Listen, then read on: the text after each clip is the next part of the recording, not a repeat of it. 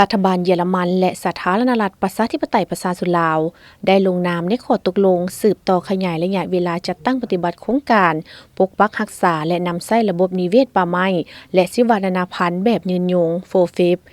ซึ่งแม่นข้อตกลงเพิ่มทุนเข้าในโครงการโดยผ่านกระทรวงร่วมมือด้านเศรษฐกิจและการพัฒนาแห่งสหพันธ์สาธารณรัฐเยอรมัน BMZ และสหภาพยุโรป EUรายละเอียดของข้อตกลงนี้แม่นการเพิ่มทุนเข้าในการจัดตั้งปฏิบัติโครงการซึ่งประกอบมีทุน7ล้านยูโรจากรัฐบาลเยอรมันโดยผ่านกระทรวงร่วมมือด้านเศรษฐกิจและการพัฒนาแห่งสหพันธ์สาธารณรัฐเยอรมัน BMZ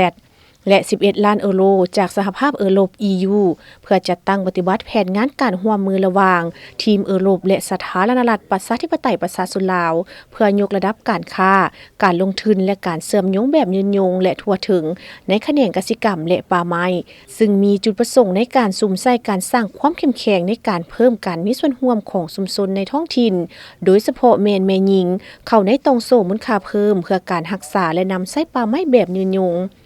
ข้อตกลงนี้แม้ได้เซ็นสัญญาเป็นทางการระหว่างองค์การ GIZ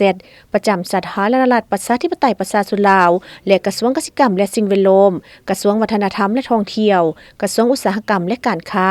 พร้อมทั้งการเป็นพยานโดยแขกที่มีเกียรติประกอบมีเจ้าหน้าที่จากแขวงขมวนหัวพันหลวงพระบางอุดมไซสยามบุรีและเวียงจันทน์พร้อมทั้งบรรดาครูอาจารย์และนักศึกษาจากมหาวิทยาลัยแห่งชาติลาวและเจ้าหน้าที่ขั้นศูนย์กลางขั้นแขวงและต่างหน้าจากสหภาพยุโรป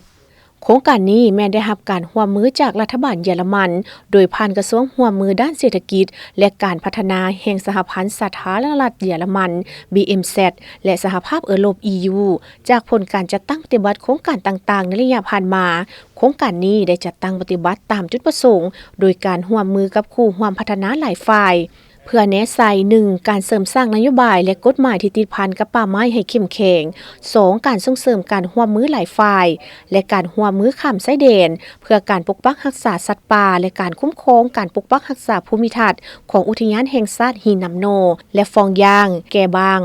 3. ส่งเสริมการค้นคว้าการฝึกอบรมและขีดความสามารถด้านวิชาการเพื่อปรับปรุงการคุ้มครองทรัพยากรป่าไม้ให้มีความยืนยงหลายขึ้น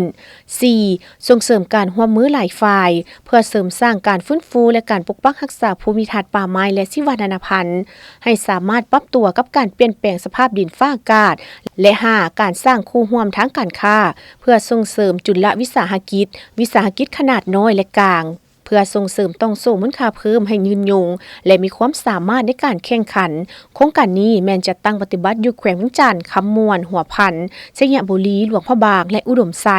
ซึ่งโครงการจะสืบโตจะตั้งปฏิบัติไปจนถึงเดือนมิถุนายน 2027